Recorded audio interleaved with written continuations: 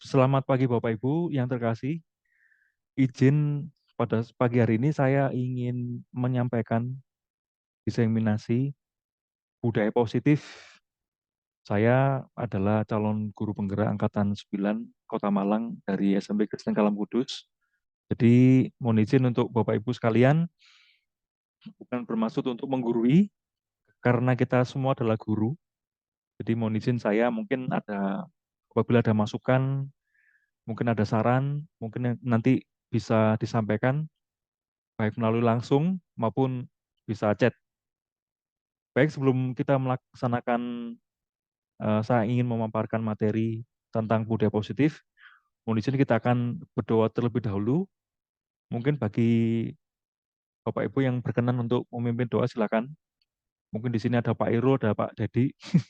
Mungkin teman-teman yang lain yang mungkin bisa memimpin doa, dipersilakan.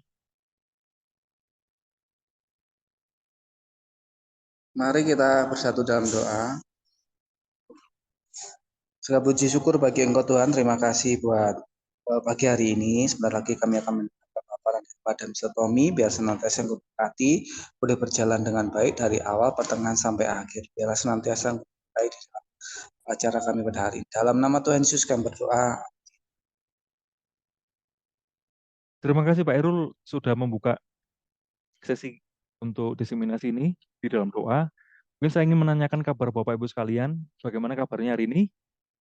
Mungkin dari Miss Dewi ya, Bu Dewi ya.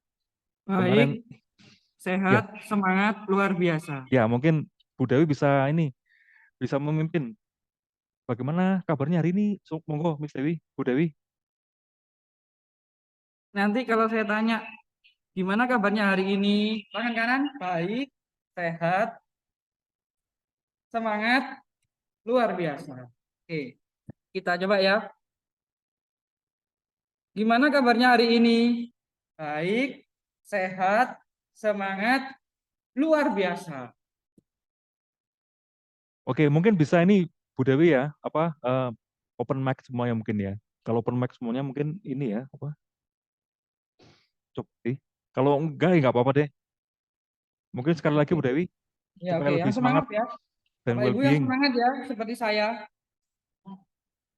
Gimana kabarnya hari ini? Baik, sehat, semangat, luar biasa. Luar biasa. Luar biasa, tepuk tangan bagi kita semuanya. Wah, ini luar biasa para guru hebat. Dan saya bertemu dengan para guru hebat yang dari SMP Kristen Kalam Kudus Malang. Dan pada kesempatan hari ini, saya ingin memaparkan diseminasi tentang budaya positif. Saya mohon izin kepada Bapak Ibu guru yang sudah atau yang barusan bergabung. Saya mohon izin untuk menyampaikan, bukan bermaksud saya menggurui. Kita semua adalah guru. Saya ingin menyampaikan pengetahuan informasi tentang budaya positif. Tentunya kita sudah melakukan, kita tahu tentang budaya positif di lingkungan sekolah kita. Budaya positif apa saja Bapak Ibu yang kita kerjakan kira-kira yang sepengetahuan Bapak Ibu sekalian, mungkin bisa angkat tangan atau bisa langsung open mic. Budaya positif di sekolah kita apa saja Bapak Ibu kira-kira? Budaya tepat waktu. Baik, terima kasih Pak Erul, mantap. Mungkin ada yang lain, budaya tepat waktu, Smart. Antri. smart, Antri. antri. Ya, terima kasih Bu Karmi dan Bu Dinha, Miss Dinha. Mungkin ada yang lain Bapak Ibu, Miss Mister, budaya positif yang dilakukan di sekolah kita, yang sudah dilakukan di sekolah kita dan sedang dilakukan di sekolah kita. Kira-kira apa saja Bapak Ibu?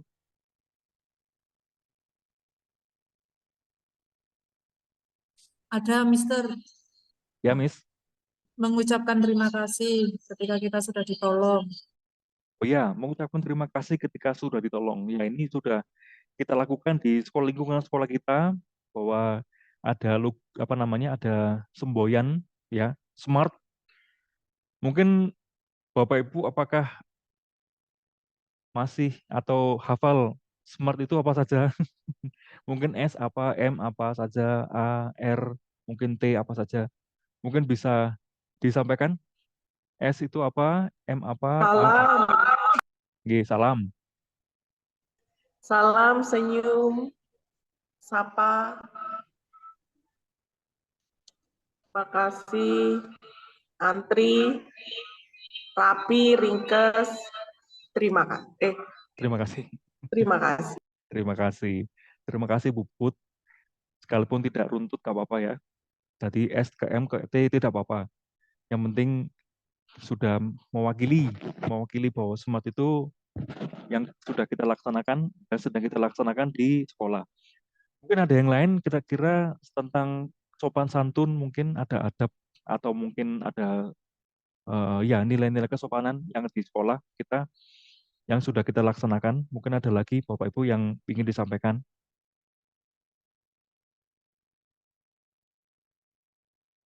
Itu saja. Baik ya, saya akan langsung membuka PowerPoint. Izin saya ingin share screen PowerPoint tentang diseminasi. Sudah terlihat Bapak Ibu? Sabun nggih? Oh belum, masih proses Pak. Sudah nggih? Nah, sudah, oke baik. Baik, akan saya mulai dari slide pertama.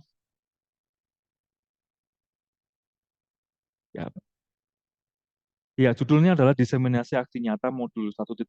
Ini di calon guru penggerak itu modulnya sampai 3. Jadi di masing-masing modul itu ada poin-poinnya. Ini saya sudah di modul 2 sebenarnya, tapi ini saya mencoba untuk review sebentar untuk diseminasi aksi nyata ini di modul 1.4. Ya, tentang diseminasi aksi nyata. Baik.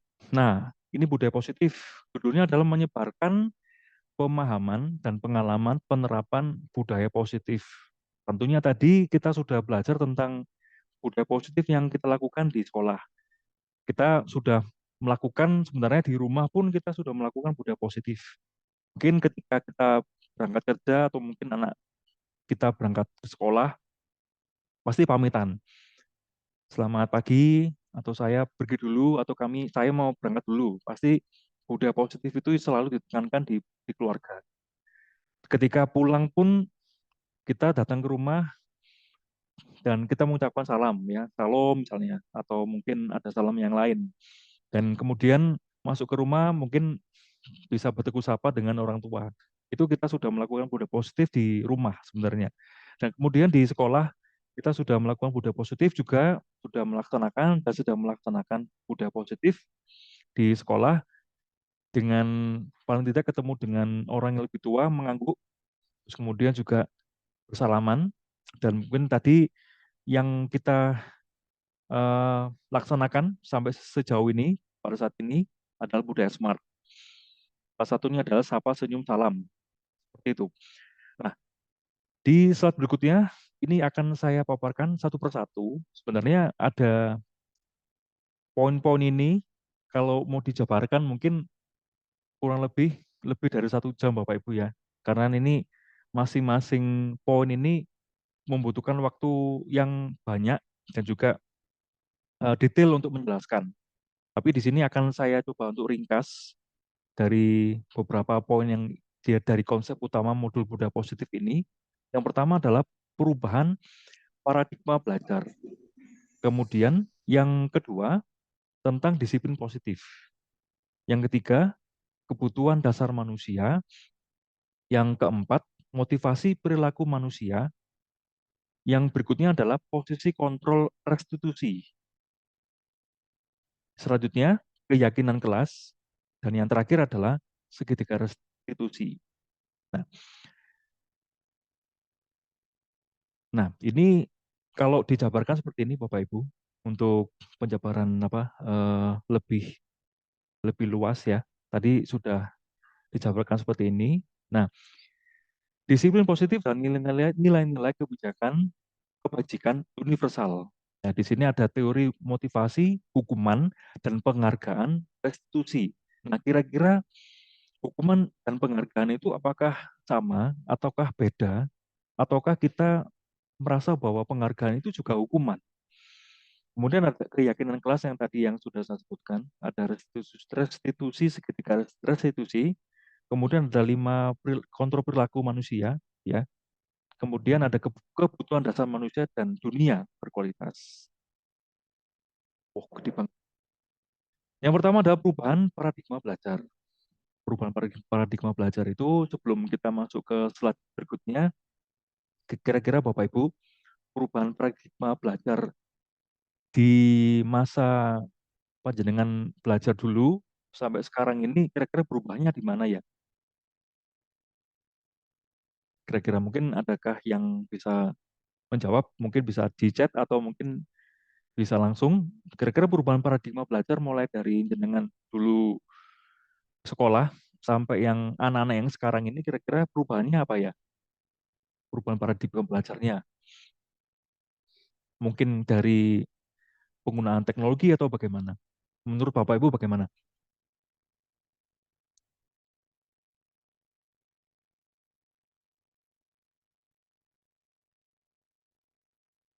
Ya, mungkin perubahan paradigma ini bisa dikatakan perubahan yang cukup signifikan ya Bapak Ibu ya. Karena mulai dari pertama kita dulu belajar ya, kita menggunakan buku paket, terus kita membawa buku banyak ya. Saya pernah mengalami buku yang saya bawa itu ada buku pekerjaan sekolah, buku pekerjaan rumah, buku ulangan, buku paket, kemudian buku LKS.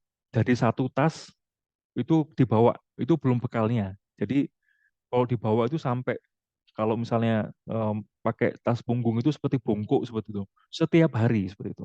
Nah, kemudian berubah, zaman-zaman sudah berubah, zaman-zaman ini sudah berubah. Akhirnya pada zaman sekarang ini kita menghadapi bahwa anak-anak ini sudah membawa atau mungkin sudah mengalami pembelajaran yang berbasis teknologi seperti itu.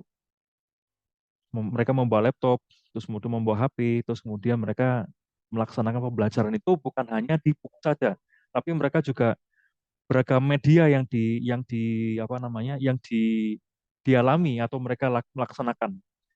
Nah, pembelajaran dengan paradigma baru dirancang berdasarkan prinsip pembelajaran yang terdiferensiasi, sehingga setiap murid belajar sesuai dengan kebutuhannya dari tahap perkembangannya untuk mewujudkan profil pelajar Pancasila. Nah, ini kalau berbicara tentang diferensiasi, sebenarnya kita ini sudah melaksanakan gitu Bapak Ibu ya, sudah melaksanakan di kelas sebenarnya, bahwa di kelas itu banyak anak yang mempunyai gaya belajar yang berbeda. Ada kinestetik, ada auditori, terus kemudian ada visual. Dan kemudian masing-masing anak-anak juga punya kebutuhan yang berbeda. Nah, kemudian di kelas itu ada permainan, ada games, kemudian ada ice breaking, terus kemudian anak-anak itu diminta untuk presentasi, dan mereka sudah mulai memilih presentasinya dalam model poster atau model kan apa namanya poster digital atau mungkin poster secara tulisan atau di sketchbook atau bagaimana. Kemudian mereka juga memilih bagaimana mereka untuk video misalnya atau mereka atau rekam sendiri dan masih banyak lagi yang ada di kelas. Sebenarnya kita sudah melakukan pembelajaran terdiferensiasi sebenarnya. Hanya mungkin dibutuhkan kekonsistenan kita dan dibutuhkan kerjasama saling membantu satu dengan yang lain. Baik, akan saya lanjutkan.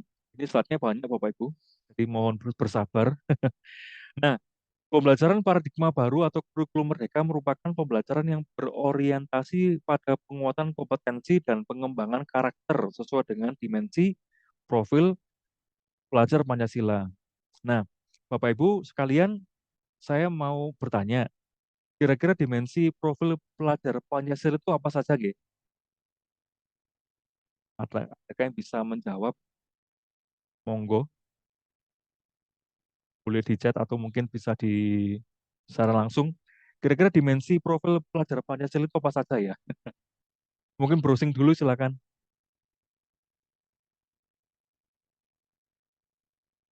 Ya, Bapak Ibu. Gotong royong, Sir. Naral kritis, Kreatif. Ya, gotong royong, bernalar kritis, kreatif. Mungkin ada yang lain. Terima kasih Bu Vina. Miss Vina, terima kasih. Mungkin yang lain Bapak Ibu, silakan. Adakah yang lain? Dimensi profil pelajar Pancasila. Ya, kita santai aja Bapak ya.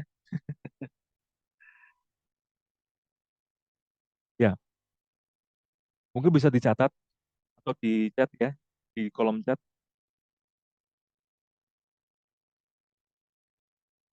Halo? Iya, baik. Kalau begitu saya akan lanjutkan Bapak Ibu ya. Nanti boleh boleh langsung chat aja ya. Kira-kira dimensi profil pelajar Pancasila itu apa saja sih menurut Bapak Ibu? Ini sudah dikatakan oleh Bu Vina atau Miss Vina ya. Kemudian kita akan lanjut ke ini selanjutnya. Ya, kita langsung masuk ke disiplin positif.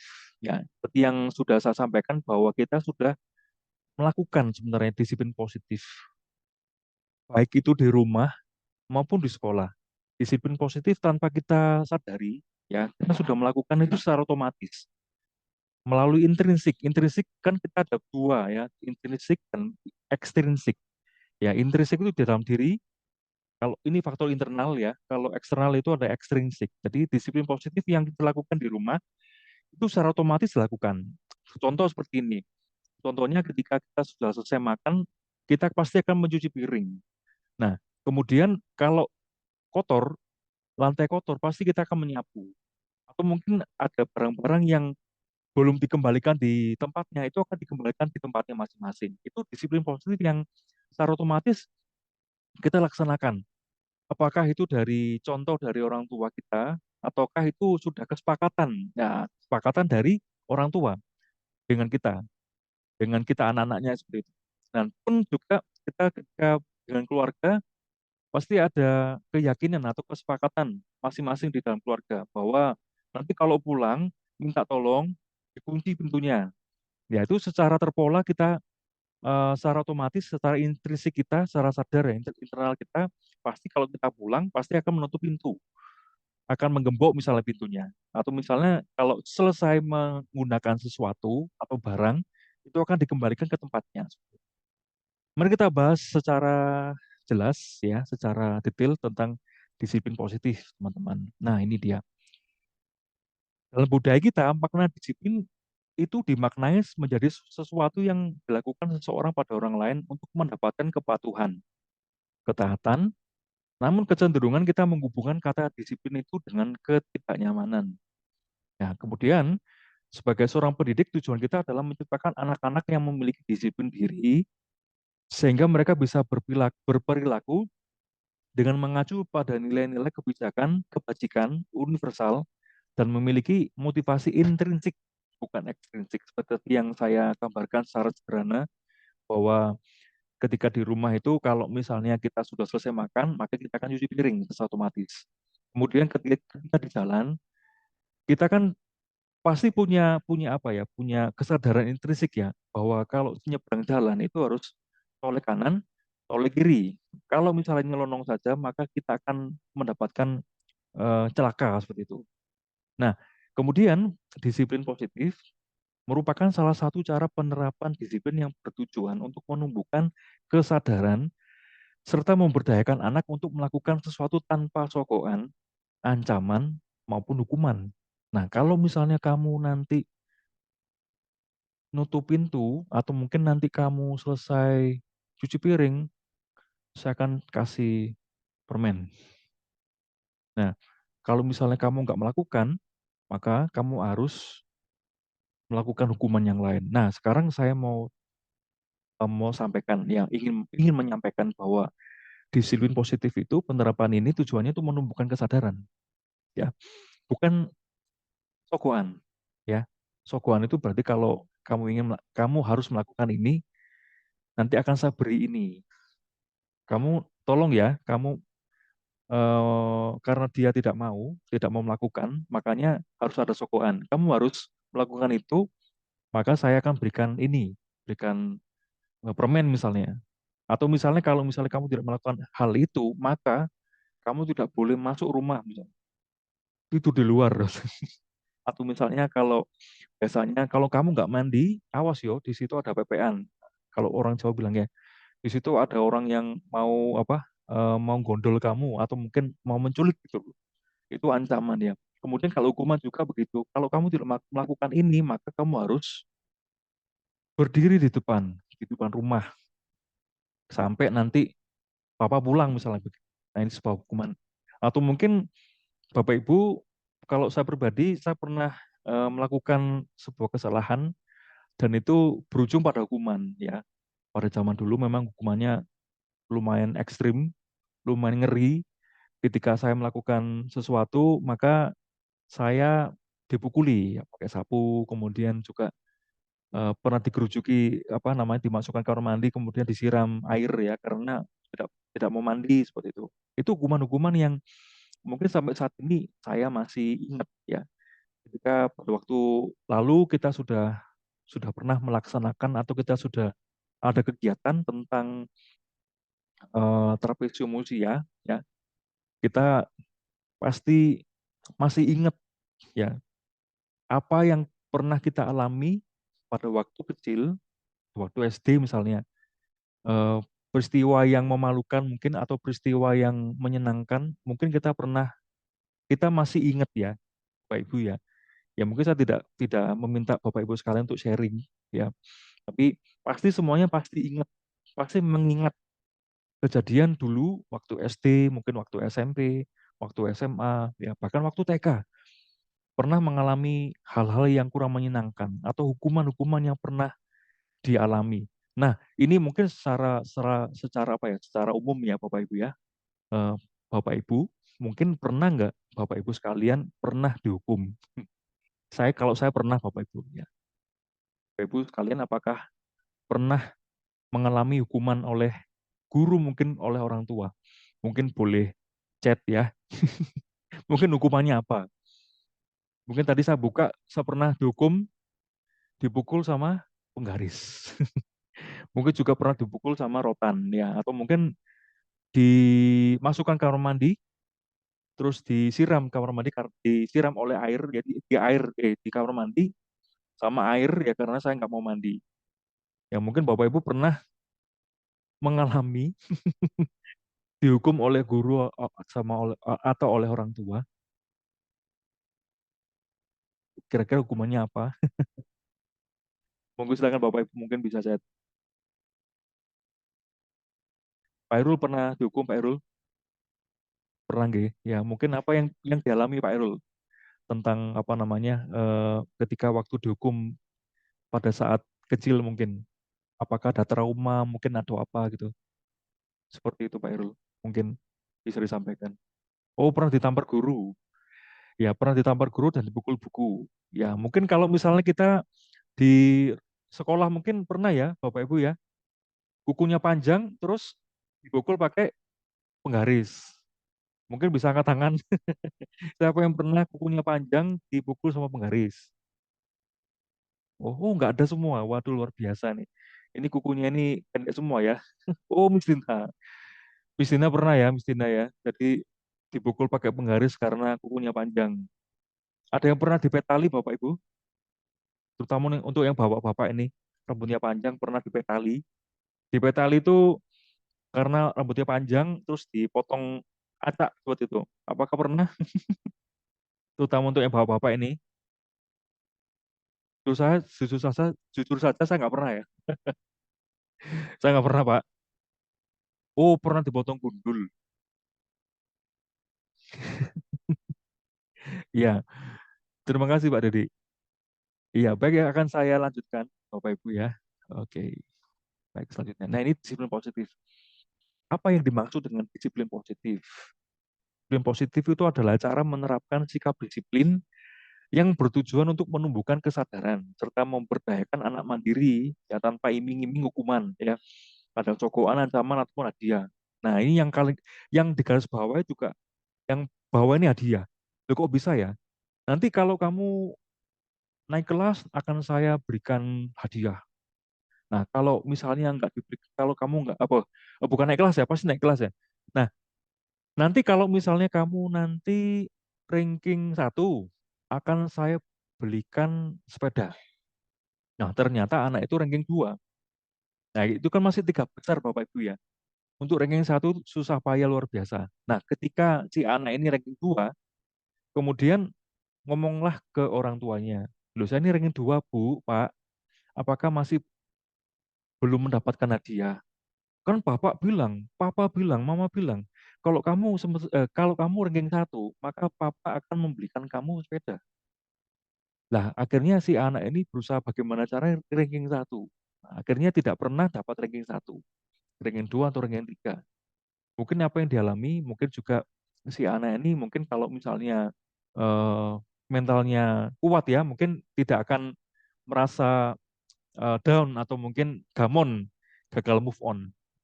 Nah, disiplin sangat penting untuk diajarkan dan dibiasakan pada anak sejak dini setiap hari. Ya, sebab disiplin akan membentuk karakter positif anak agar kelak ia mampu menentukan sendiri mana tindakan yang harus dilakukan dan mana yang sebaiknya dihindari dalam kehidupan sehari-hari. Nah, ini untuk proses anak itu pembentukan karakter positif ya, agar anak mampu menentukan sendiri, itu dibutuhkan proses yang luar biasa berat ya, luar biasa panjang untuk disiplin ini. Akan saya lanjutkan. Nah, dalam penerapan disiplin positif ini, peserta didik diajarkan untuk memahami konsekuensi dari perilaku mereka. Ya, selain itu, disiplin positif juga mengajarkan peserta didik untuk bertanggung jawab serta memiliki rasa hormat dalam berinteraksi dengan lingkungannya. Nah, kata disiplin itu dikaitkan dengan pemberian hukuman. Namun pada saat menerapkan disiplin positif di sekolah, guru tidak harus menerapkan dengan memberikan hukuman. Pemberian hukuman bisa digunakan sebagai salah satu alternatif terakhir. Bahkan yang terbaik adalah dengan tidak menggunakannya sama sekali. Nah, hukuman apa sih yang biasanya yang kita sering lakukan Bapak Ibu? Contoh, apakah boleh eh, menyebutkan chatting boleh, ya di chat boleh ataupun secara langsung boleh. Kira-kira pemberian hukuman apa sih yang sering kita lakukan? Contoh misalnya kalau si anak ini tidak membawa buku, apa yang kita lakukan? Apakah disuruh keluar? Apakah disuruh berdiri di depan karena tidak membawa buku? Atau misalnya anak ini disuruh menulis 100 kali, besok saya akan membawa buku 100 kali. Ataukah misalnya disuruh menulis Amsal, Amsal pasal 23 ya, 5 kali misalnya. Apakah seperti itu? Apakah itu termasuk hukuman atau konsekuensi Bapak Ibu? Mari kita akan ulas lebih jauh lagi ya. Tapi saya mau izin minum dulu Bapak Ibu.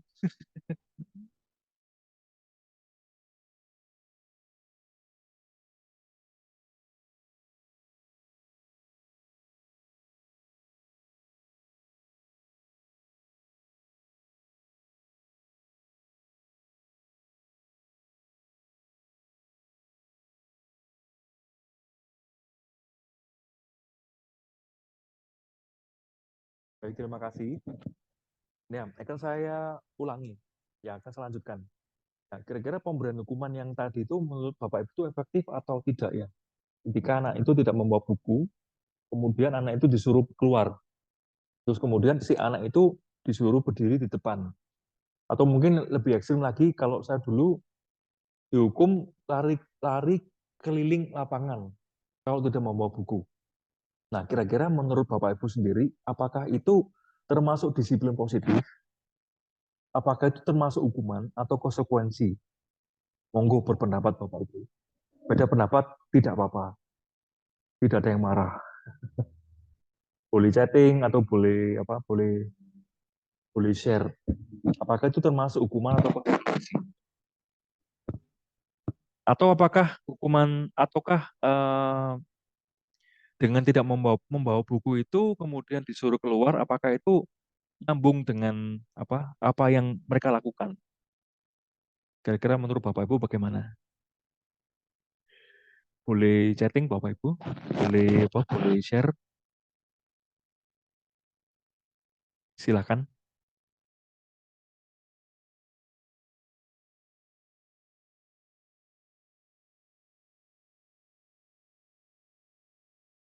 Oke, baik ya. Baik. Eh, oh ya, baik. Terima kasih ada yang jadi. Konsekuensi. Baik, terima kasih Miss Dewi. Maksudnya yang tadi itu ya, Miss Dewi ya, yang disuruh keluar itu konsekuensi gitu ya. Oh ya, terima kasih. Ya, Mister, betul. Terima kasih. Yang termasuk hukuman itu bagaimana, Ibu? Termasuk hukuman. Ya, memang kalau membahas ini jujur saja pasti ada perdebatan ya antara antara apa itu konsekuensi, apakah konsekuensi dan hukuman pasti ada perdebatan di antara kita. Itu juga pada saat saya belajar ini dengan beberapa teman-teman dari sekolah lain juga mengalami hal yang sama. Ya karena di sekolah lain itu ada sistem-sistem yang menurut mereka itu sudah pakem dan tidak bisa diubah. Bahkan disiplin positif ini dengan pemberian konsekuensi mereka sudah lakukan dan juga ada hukuman yang mereka juga lakukan. Dan orang-orang dari teman-teman guru dari sekolah lain juga mengatakan demikian. Baik. Kalau zaman dulu hukuman, ya. Terima kasih Bu. Terima kasih Mas Dewi. Ya, kalau dulu zaman dulu hukuman ya, kita juga pernah mengalami. Oke, baik kita akan lanjutkan. Nah, ini kebutuhan dasar manusia. Jadi kalau yang ini kita akan lanjutkan di slide berikutnya, lebih detail lagi. Nah, kita akan lihat dulu kebutuhan dasar manusia itu apa saja, Ki? Menurut Bapak Ibu, kebutuhan dasar manusia itu apa aja ya? Kebutuhan dasar manusia. Ingin apa? Ingin diperhatikan, ingin dimengerti, seperti lagu ada band, karena wanita ingin dimengerti. Waduh. Menurut Bapak Ibu bagaimana? Kira-kira kebutuhan dasar manusia itu apa aja ya? Cinta dan kasih sayang. Oh, mantep. Terima kasih Bu Dewi. Cinta dan kasih sayang. Mungkin ada yang lain? Kebutuhan dasar manusia apakah makan juga? Oh, rasa aman. Terima kasih Miss Pinda, Bu Pinda. Rasa aman ya, cinta dan kasih sayang. Bukan ada yang lain? Kebutuhan dasar diperhatikan, makan, minum juga kebutuhan dasar deh. Oke, baik. Dihargai. Baik, terima kasih Bu Pinda. Dihargai, dihargai, dihormati ketika kita mungkin kita sebagai orang yang mungkin lebih tua mungkin dihargai oleh anak-anak muda mungkin ya. Ketika kita masuk ke sebuah ruangan misalnya kita perlu nuwun dulu misalnya begitu atau yang lain ya. Mungkin ada yang lain Bapak Ibu kebutuhan dasar manusia kira-kira seperti tadi mungkin dari lagunya ada band itu karena wanita ingin dimengerti. Pria juga ingin dimengerti Bapak Ibu. Ada yang lain Bapak Ibu? Sudah? Cukup? Oke. Baiklah kalau begitu. Kita akan lanjutkan ke ini. Nah, belum bisa. Nah, kebutuhan dasar manusia. Terima kasih ya. Betul tadi ya. Kebutuhan bertahan hidup. Ya. Kasih sayang dan rasa diterima. Kebutuhan untuk diterima. Kemudian penguasaan, kebutuhan pengakuan atas kemampuan. Ada kebutuhan tentang kebebasan. Ya, kebutuhan akan pilihan. Kebutuhan akan kesenangan. Ya, kebutuhan merasa senang. Mari kita bahas satu persatu. Nah, ini kebutuhan dasar manusia, Nggih. Ya, seluruh tindakan manusia ini memiliki tujuan. Ya. Semua yang kita lakukan adalah usaha terbaik kita untuk mendapatkan apa yang kita inginkan. Mungkin sebagai manusia, kita pasti ingin orang itu memuji, ya, karena mungkin kita sudah melakukan segala sesuatu yang mungkin berprestasi, mungkin kita sudah melakukan segala sesuatu yang menurut kita ini layak atau patut mendapatkan aplaus. Ya, rasa penghargaan. Nah, sebenarnya ketika kita mendapatkan apa yang kita inginkan, sebetulnya saat itu kita sedang memenuhi satu atau lebih dari satu kebutuhan dasar kita, yaitu kebutuhan untuk bertahan hidup, survival, kasih sayang dan rasa diterima, love and belonging, ya, kebebasan, freedom, kesenangan, fun, ya, penguasaan, power. Nah, ketika seorang murid melakukan suatu perbuatan yang bertentangan dengan nilai-nilai kebajikan atau melanggar peraturan, hal itu sebenarnya dikarenakan mereka gagal memenuhi kebutuhan dasar mereka. Nah, ini misalnya Bapak Ibu, nggih, ini mungkin kita lihat dari kasus atau mungkin pengalaman atau aktivitas yang kita sering temui ya. Nah, anak-anak itu ketika masuk kelas itu pasti keringetan Bapak Ibu ya. Keringetan sampai gobios gitu.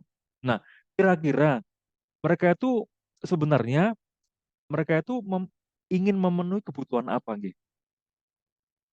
Tiba-tiba mereka ada yang datang masuk kelas itu sampai gobios keringetan. Ternyata habis basket, main basket atau main futsal. Nah, kira-kira itu kebutuhan mana ya, dasar mana yang mereka ingin penuhi, sedang ingin penuhi? Apakah itu kasih sayang? Pan. Fun, ya terima kasih Bu Dewi. Fun ya, kesenangan. Nah, seperti yang mungkin kita alami juga dalam kehidupan sehari-hari ketika kita menghadapi ada anak-anak yang mungkin bermain games di kelas ya pada waktu jam pelajaran. Kira-kira itu kebutuhan mana yang, kebutuhan dasar mana yang mereka itu merasa belum dipenuhi, belum terpenuhi. Kira-kira apa nggih? Apakah dari kebebasan, kesenangan, atau penguasaan? Atau mungkin kasih sayang? Kebebasan. Kebebasan, Mister. Kebebasan. Betul, Bu Dewi. Ya, kebebasan.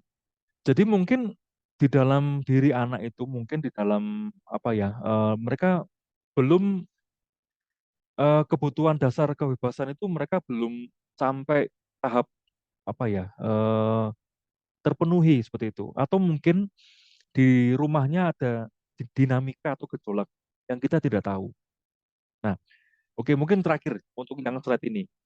Kira-kira Bapak Ibu, untuk anak-anak yang ini kan anak-anak ini kan ada beragam tingkat apa ya, kecerdasan ya atau gaya belajarnya ya. Nah, kira-kira ada anak tiba-tiba nih, ini sering terjadi di kelas kita mungkin ya. Mister, ini bukannya jam istirahat ah. Padahal waktunya masih jam 9.55 atau 9.50. Ini kira-kira jam istirahatnya jam berapa ya? Atau kita kita mau istirahat loh Mister jam 10. Padahal kita ini masih jam 9.50. Nah, kira-kira kebutuhan mana gitu? Asal kebutuhan dasar mereka itu yang belum terpenuhi itu apa ya? Mungkin apa ya kira-kira ya? Kesenangan, kebebasan, mungkin rasa diterima atau mungkin yang lain. Kira tiba-tiba ada anak yang angkat tangan, saya kira atau kita kira itu mereka mau tanya sesuatu tentang pelajaran, ternyata mereka bertanya, kapan kita istirahat? Padahal waktunya masih jam 9.50 misalnya. Nah, kira-kira kebutuhan mana ya yang anak-anak itu masih apa ya, masih belum terpenuhi gitu. Seperti itu. Apa ya kira-kira ya? Kenangan kah atau kebebasan? Mungkin ada unsur unsur kebebasan dan kesenangan kah? Mungkin karena mungkin waktu istirahat itu mereka yang bertemu dengan teman-temannya. Jadi mereka itu ada rasa senang. Kemudian mereka akan bermain basket atau mungkin bermain bola di lapangan. Jadi mereka merasakan senang seperti itu. Ketika kembali ke kelas, mereka akan kita akan sering mendapati anak-anak itu gobios ya, keringetan semuanya ya. Sampai waduh, kalau dibilang keringetan apa? Keringetan itu tak jago-jago keringetannya banyak itu. Nah, juga mungkin rasa diterima mungkin ya. Anak-anak itu mungkin kebutuhan rasa diterima ketika ketika di lapangan itu saya merasa diterima oleh satu kelompok ini. Dan bagaimana caranya saya bisa diterima oleh satu kelompok ini. Ternyata dinamika murid itu banyak sekali ya. Apalagi kita ini anak-anak remaja. Oh, banyak sekali yang apa namanya dinamikanya anak ini, anak-anak remaja ini. Baik, akan saya lanjutkan. Nah, kita akan lanjut, kita akan coba preteli satu-satu. Kita akan coba untuk bahas satu persatu ya tentang kebutuhan bertahan hidup yang pertama. Ya ini kebutuhannya bersifat fisiologis. Jadi bertahan hidup itu misalnya kesehatan, rumah, makanan ya. Kemudian ada kebutuhan biologis ya sebagai bagian dari proses reproduksi termasuk kebutuhan untuk bertahan hidup ya. Kemudian selanjutnya kasih sayang dan rasa diterima, kebutuhan untuk diterima. Ya, kebutuhan ini ada tiga kebutuhan, berikutnya adalah kebutuhan psikologis ya. Kebutuhan untuk disayangkan dan diterima meliputi kebutuhan akan hubungan dan koneksi sosial. Nah, kebutuhan untuk memberi dan menerima kasih sayang dan kebutuhan untuk merasa menjadi bagian dari suatu kelompok Kebutuhan ini juga meliputi untuk tetap terhubung dengan orang lain, seperti teman, keluarga, pasangan, ya pasangan hidup ya, teman kerja, binatang peliharaan, dan kelompok di mana kita tergabung. Nah, kita pada waktu kita ini bertemu atau kita berkumpul dengan anak-anak usia remaja, pasti kita akan menghadapi anak-anak seperti ini ya, bahwa mereka tuh ingin diterima di kelompok ya, ingin diterima oleh orang lain, diterima oleh teman-temannya. Oleh karena itu mereka punya yang namanya kelompok atau punya yang namanya itu geng seperti itu. Nah, untuk kita sadari bahwa di Kota Malang ini budaya yang yang ada di Kota Malang ini salah satunya adalah budaya arek. Ya. Budaya arek itu budaya yang dimana solidaritasnya tinggi. Kalau kita sadari ya di Kota Malang itu kalau misalnya kita lihat ya Aremania sama Aremanita itu budayanya itu erat sekali. Jadi kalau kita bisa bayangkan kalau mereka itu sekali ngomong, yuk kita konvoi, maka seluruh Malang ini akan ditutupi oleh oleh orang-orang atau anak-anak mungkin dari apa usia kecil sampai dewasa mereka konvoi. Ya budaya areknya tuh sangat-sangat tinggi sekali. Ya ini namanya budaya arek teman-teman.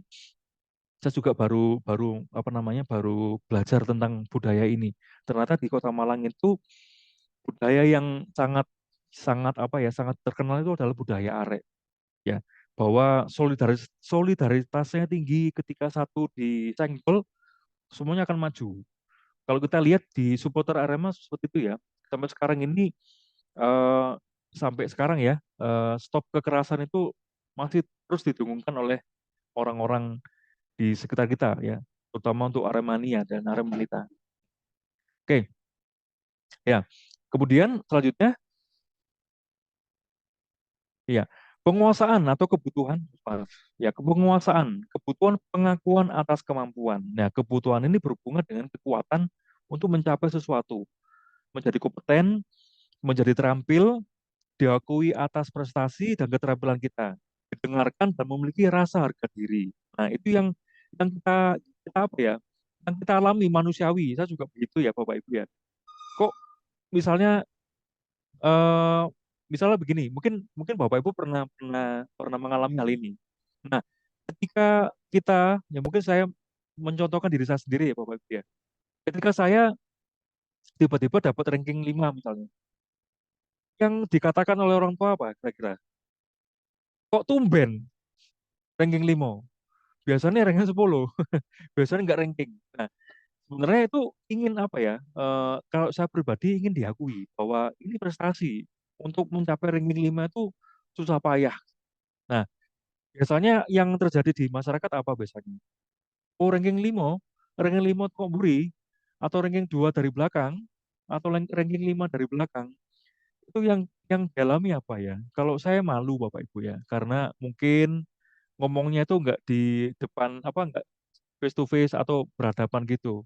Ngomongnya itu ke banyak orang seperti itu. Mungkin juga ingin didengarkan.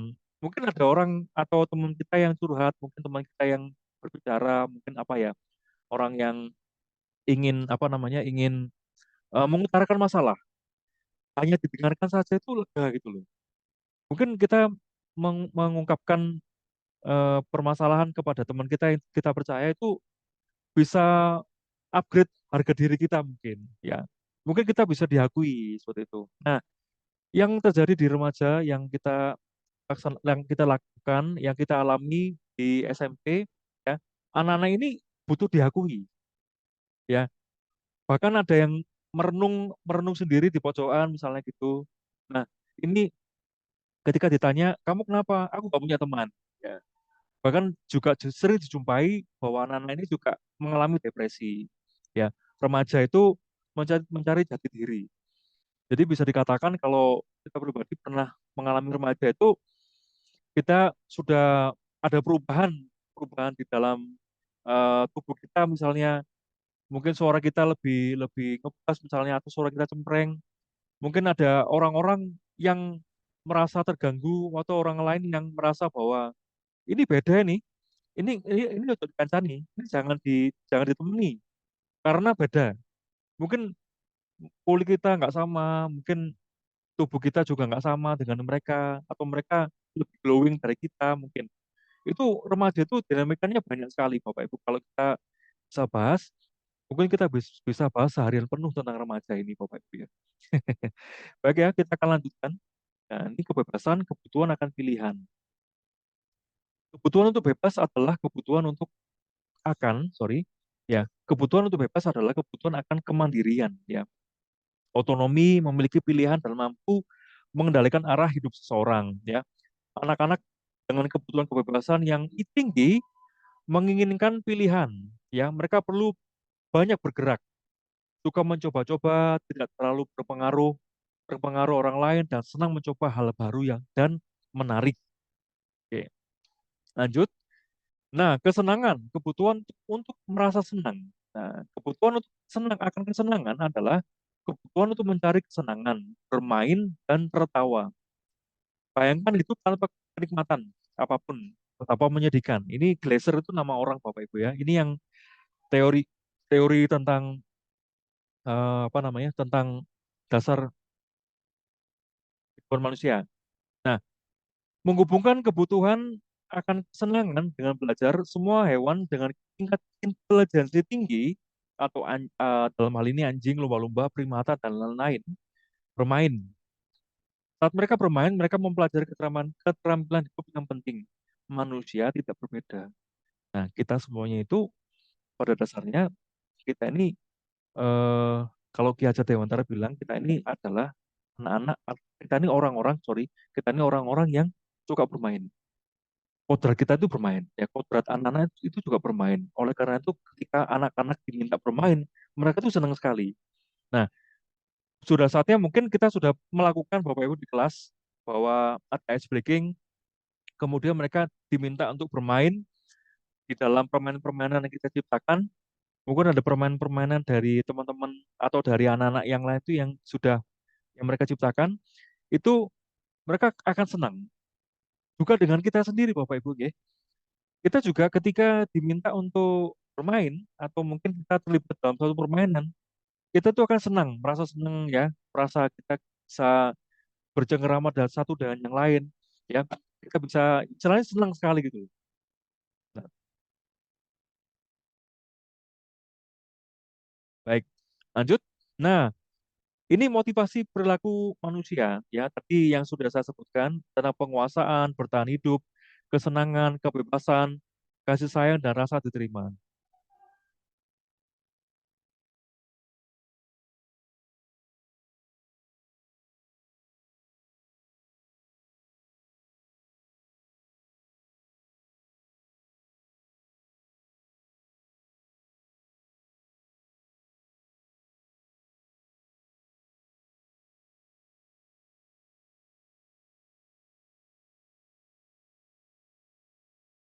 Ya, maaf Bapak Ibu, ini tadi saya memastikan suaranya tuh kedengaran atau tidak ya. Suaranya yang di panggung ini. Ya, mungkin kedengaran sedikit. Baik, motivasi perilaku manusia. Ya, motivasi merupakan dorongan yang timbul dalam diri seseorang secara sadar atau tidak sadar untuk melakukan suatu tindakan dengan tujuan-tujuan tertentu. Ya, kalau kita lihat ada 3 poin di sini. Yang pertama, menghindari ketidaknyamanan dan hukuman. Murid melakukan disiplin diri karena ia takut dihukum. Ini merupakan motivasi motivasi ekstrinsik. Oke, kita coba baca pelan-pelan. Yang kedua, mendapatkan imbalan atau penghargaan dari orang lain. Murid melakukan disiplin diri karena ingin mendapatkan imbalan. Ini merupakan motivasi ekstrinsik. Nah, yang ketiga, menghargai nilai-nilai kebajikan diri sendiri. Murid melakukan disiplin diri karena sadar akan nilai kebajikan dirinya. Ini merupakan motivasi intrinsik. Nah, kira-kira yang diharapkan terjadi pada murid kita itu yang poin mana gitu Bapak Ibu ya? Nomor 1, 2, atau 3? Kira-kira. 3, Yang Pak. 3. Baik, terima kasih Bu Dewi. Terima kasih. Menghargai nilai-nilai kebajikan diri sendiri ya. Oke, mari kita bahas satu persatu. Nah, ini ada 2 Bapak Ibu ya. Konsep disiplin dengan identitas gagal dan identitas yang sukses. Nah, mari kita bahas nanti tentang penghargaan. Ya, ini kita akan coba untuk bandingkan antara hukuman dan penghargaan. Hukuman itu menyakitkan, tidak nyaman, murid takut, memaksa, murid menyembunyikan kesalahan, murid menjadi rendah diri. Nah, sementara untuk yang penghargaan tidak efektif, merusak hubungan, sifat iri, mematikan kreativitas, ya, menghukum dengan sistem ranking. Nah, merampas hak menghargai dirinya. Nah, dari poin-poin ini memang ada sebuah perdebatan atau mungkin ada sebuah apa namanya pendapat. Mengapa penghargaan itu juga nggak efektif? Apakah juga penghargaan itu merusak hubungan atau sifat iri seperti itu? Ini saya sempat sharing dengan beberapa teman-teman saya tentang yang kedua, tentang penghargaan ini, tentang merusak hubungan. Saya pernah berpikir bahwa mungkin kita secara tidak sadar kita sedang membuat sebuah lingkaran bahwa ada anak-anak yang layak untuk diberikan penghargaan, ada anak yang tidak layak untuk diberikan penghargaan secara tidak langsung. Kemudian ketika anak itu pernah apa namanya anak-anak itu pernah melakukan sesuatu yang bagus, ya mungkin satu kelas ditraktir misalnya. Kalau kita ada duit nggak apa-apa Bapak Ibu ya. Nah, kalau misalnya tidak ada duit jangan dipaksakan. Mungkin kalau misalnya penghargaan ini misalnya di dalam satu apa namanya di dalam satu permainan di games di kelas mungkin ada yang menang dan kalah. Mungkin menang dan kalah itu sudah mendapatkan hadiah juga, ya. Menang dan kalah itu mendapatkan hadiah.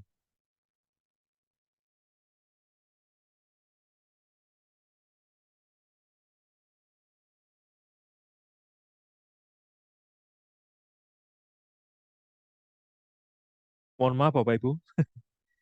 Ya, bahwa penghargaan itu kalau misalnya kita laksanakan di kelas misalnya ada apa permainan di kelas itu misalnya ada menetapkan yang menang dan kalah, maka yang menang dan kalah itu pun sama-sama mendapatkan hadiah Bapak Ibu.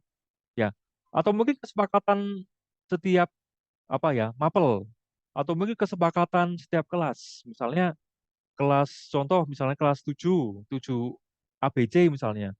7 ABC itu mereka para guru mapel atau mungkin wali kelasnya itu sepakat. Misalnya kalau ada ulang tahun misalnya, kalau misalnya ada acara mungkin anak-anak semuanya dikasih ya. Anak-anak di kelas itu tidak dibedakan. Bagi yang menang, bagi yang kalah, mereka mendapatkan penghargaan. Nah, itu bagus. Penghargaan secara verbal, secara apa namanya? Ucapan itu bagus. Misalnya good job, bagus, kembangkan terus, semangat. Itu penghargaan yang positif. Ya. Oke, baik kita akan lanjutkan. Ini disiplin dengan identitas sukses. Ini ada konsekuensi dan restitusi. Konsekuensi di sini penguatan jangka pendek, ya, perlu monitoring berkelanjutan, ya, ada stimulus respon, murid menghormati peraturan, kehilangan waktu untuk merenungi kesalahan. Ya, di sini ada restitusi. Restitusi itu murid bertanggung jawab atas perilakunya, fokus pada pemecahan masalah jangka panjang, murid menghormati dirinya dan orang lain, teori kontrol, dirinya memegang kontrol. Ya, kemudian murid bersemangat memperbaiki kesalahan.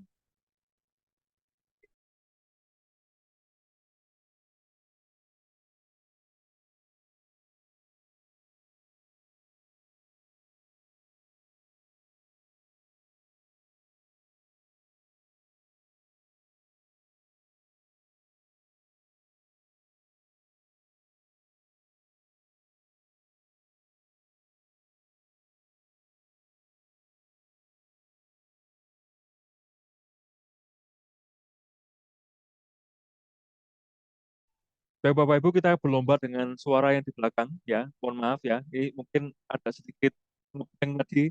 Ini soalnya di belakang ini luar biasa suaranya. Semoga tidak mengganggu.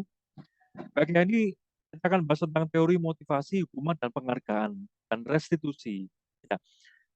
Dihukum oleh penghargaan, ya, bahwa penghargaan itu sama dengan hukuman, ternyata. Dalam arti meminta atau membujuk seseorang melakukan sesuatu untuk memenuhi suatu tujuan tertentu dari orang yang meminta atau membujuk. Dorongan eksternal dan ada faktor ketergantungan. Misalnya, kalau misalnya kamu mengerjakan PR, akan saya berikan permen misalnya gitu. Nah, itu keterusan ternyata. Ya, bagaimana kalau kita sendiri, bagaimana menciptakan kalau misalnya anak-anak itu kita memberikan penghargaan, misalnya contoh mereka mengerjakan PR itu kita berikan motivasi yang positif. Contoh, kamu bagus sekali mengerjakan PR, terus kembangkan, terus tingkatkan. Saya pikir itu masih baik ya daripada kita harus pikir bagaimana caranya kita untuk memberikan sesuatu pada kepada murid-murid kita. Sekali waktu boleh, sekali waktu boleh. Mungkin kita memberikan permen bukan hanya kepada satu atau dua orang, mungkin kepada semuanya. Itu lebih adil. Ya, baik selanjutnya. Nah, ini mungkin agak sedikit ngeblur Bapak Ibu ya, mohon maaf. Nah, ini contoh pengakuan atau apresiasi kebajikan ya. Ini pembuka, ada nilai kebajikan dan situasi. Nah, kemarin saya perhatikan rasa empatimu besar sekali pada saat menolong murid baru di kelas kita. Kemudian yang kedua, saya menghargai kepedulianmu pada saat kamu membantu teman-temanmu di tugas kelompok. Terima kasih untuk rasa tanggung jawabmu pada saat kamu memungut kertas-kertas yang berserakan di lantai. Dengan kita memberikan apresiasi kebajikan yang positif, penghargaan yang positif kepada anak-anak itu, maka anak-anak itu merasa bahwa mereka itu sangat dihargai. Mereka dihargai tanpa kita harus harus apa? Harus memberikan iming-iming. Yuk nanti kelas kita yang bagus, nanti saya berikan ini. Mungkin sekali waktu boleh, tapi kalau misalnya berulang-ulang mungkin menurut menurut teori ini sangat tidak disarankan. Dan pun kalau misal mau memberikan, jangan hanya satu orang, mungkin satu kelas diberikan. Seperti itu. Nah, saya akan lanjutkan. Nah, mari kita akan bahas yang tadi kita bahas tentang hukuman dan konsekuensi. Nah, ini kita mau quiz, Bapak Ibu, nggih. Boleh chatting atau boleh langsung ngomong ya. Mencatat 100 kali di dalam buku kalimat. Saya tidak akan terlambat lagi karena terlambat ke sekolah. Merupakan hukuman atau konsekuensi. Akan Bapak Ibu. Hukuman atau konsekuensi. Hukuman, Mister. Hukuman, terima kasih Bu Vina. Miss Vina, terima kasih. Sudah pernah mengalami Miss Vina? Atau lebih dari 100 kali? Ya, Saya izin dulu, Mister. dulu ya. Mungkin sekarang ini apa namanya sudah berdamai pada diri sendiri dan masa lalu nggih. Ya. Nah, kemudian yang kedua, lari mengelilingi lapangan basket 2 kali karena terlambat hadir di sekolah. Hukuman atau konsekuensi? Bagaimana Bapak Ibu? Hukuman, Mister. Hukuman Ini Bu Vina. hukuman gitu loh ya. Ya, terima kasih Miss Pinda. Kemudian murid diminta untuk push up 15 kali karena tidak menggunakan masker ke sekolah. Hukuman atau konsekuensi? Hukuman. Hukuman. Terima kasih Pak Irul, Bu Vina. Kemudian menggantikan kertas tugas teman yang telah dicoret-coret. Hukuman atau konsekuensi? Konsekuensi. Konsekuensi ya. Konsekuensi. Terima kasih Bu Pinda, Bu Vina. Membersihkan tumpahan air di meja tulis karena tersenggol pada saat belajar. Konsekuensi nih. Konsekuensi. Terima kasih. Murid disuruh untuk mengenakan sepatu seharian di sekolah karena tidak mengenakan sepatu hitam. Oh, harusnya nih apa? Tidak menggunakan sepatu. Ya, menurut Bapak Ibu hukuman atau konsekuensi ini? Oh, itu Ini tidak hukuman kalau menggunakan. tidak boleh sepanjang hari tidak pakai sepatu ya. Ya. Oke, terima kasih. Tidak mengenakan sepatu seharian. Pernah dulu ini ya, dulu pernah ya kita nggak pakai kaos kaki putih atau kaos kaki berlogo Pramuka mungkin itu ya, disuruh pakai kresek mungkin. Pakai kresek. Atau misalnya kita nggak pakai dasi, kita pakai serbet mungkin. Ya. Kemudian lari mengelilingi lapangan basket 2 kali karena terlambat 10 menit untuk pelajaran PJOK. Konsekuensi. Konsekuensi. Terima kasih Bapak Ibu untuk partisipasinya. Mari kita lihat. Oke, ini dia. Hukuman, hukuman, hukuman, konsekuensi, konsekuensi, hukuman, konsekuensi. Nah, dari sini kita ada gambaran, deh.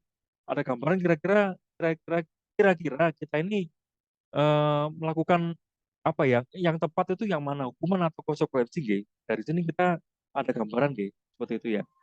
Mungkin kita bisa melihat dari kehidupan kita sehari-hari di sekolah, mungkin. Baik, kita akan lanjutkan. Nah, ini ada dasarnya Bapak Ibu, namanya Danny Gosen ya, tentang school disiplin untuk menghindari ketidaknyamanan atau hukuman yang tadi saya sudah bahas ya. Untuk yang poin 1 dan 2 itu termasuk motivasi eksternal. Kemudian yang ketiga ini adalah motivasi internal. Nah, kira-kira apa sih maksudnya motivasi eksternal dan internal itu apa sih sebenarnya? Contoh yang tadi ketika misalnya kita pengendara yang baik dan benar dan tepat ya, taat pada peraturan lalu lintas. Nah, ketika kita berhenti oleh karena lampu merah, maka kita akan berhenti. Kemudian kalau kuning kita akan hati-hati, kemudian kalau hijau kita pasti akan apa Bapak Ibu? Akan Jalan. jalan. Oke. Biasanya Gas. kalau kuning kita nih biasanya diklakson-klakson sama orang-orang yang di belakang kita nggih. Tun tun tun. Disuruh apa? Disuruh langsung jalan ya. Nah, kira-kira dari faktor ini kita nih termasuk motivasi secara internal kita itu atau intrinsik kita itu mengatakan bahwa kalau saya melanggar peraturan lalu lintas dengan lampu merah saya terobos, maka saya melanggar peraturan lalu lintas. Maka polisi berhak untuk memberikan tilang seperti itu. Nah, itu yang berusaha kita ciptakan di budaya di kelas ya, budaya di sekolah, bahwa kita punya smart Bapak Ibu ya, bahwa smart ini di lingkungan sekolah itu bagus ya, bisa dilaksanakan.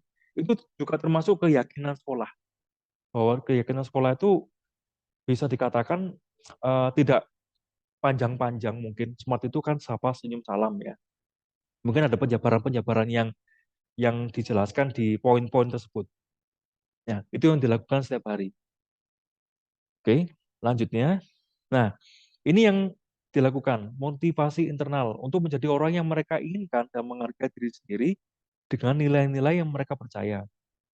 Menghindari hukuman dan pemberian penghargaan berlebihan agar meminimalisir motivasi eksternal dalam diri murid. Nah, oke. Baik. Nah, ini alasan mengapa kita harus memilih nomor 3 ya. Karena ketika peserta didik memiliki motivasi tersebut, artinya mereka telah memiliki motivasi intrinsik yang berdampak dalam jangka panjang. Motivasi yang tidak akan terpengaruh pada adanya hukuman atau hadiah. Nah, untuk menciptakan murid yang ideal seperti ini dibutuhkan proses yang tidak mudah. Pastinya ada pergumulan Bapak Ibu saya juga dalam rangka untuk menciptakan atmosfer atau situasi budaya positif yang tanpa hukuman. Dulu mungkin kita pernah alami Bapak Ibu bahwa kita menghukum anak-anak ketika anak-anak itu ada yang terlambat masuk sekolah, mereka disuruh push up ya. Ternyata itu tidak tepat. Maka kita harus memikirkan bagaimana konsekuensinya. Misalnya anak terlambat itu bagaimana caranya mereka eh, di diapakan ya? Tidak dihukum, tapi bagaimana caranya mereka untuk di apa ya? Dimotivasi, ditanya ya. Kemudian kita bersinergi dengan orang tua. Bagaimana caranya orang tua ini mungkin ada kesulitan atau mungkin ada hambatan yang mungkin orang tua juga harus pahami bahwa anak-anak ini harus bersekolah pada jam 7.15. Nah, kan sudah pasti ya. Itu kan sudah peraturan ya. 7.15 anak-anak harus sudah ada di sekolah. Terlambat berarti ada sesuatu di rumah, mungkin karena mungkin bangun terlambat, mungkin macet ataupun yang lainnya, maka terjadilah keterlambatan itu. Nah, itu yang perlu ditanya, mungkin yang perlu ada sinergitas antara guru dengan orang tua. Ketika guru juga menyampaikan kepada orang tua, ada kerjasama yang baik antar guru dan orang tua. Misalnya, Bapak Ibu minta tolong untuk anaknya bisa dapat diantar, mungkin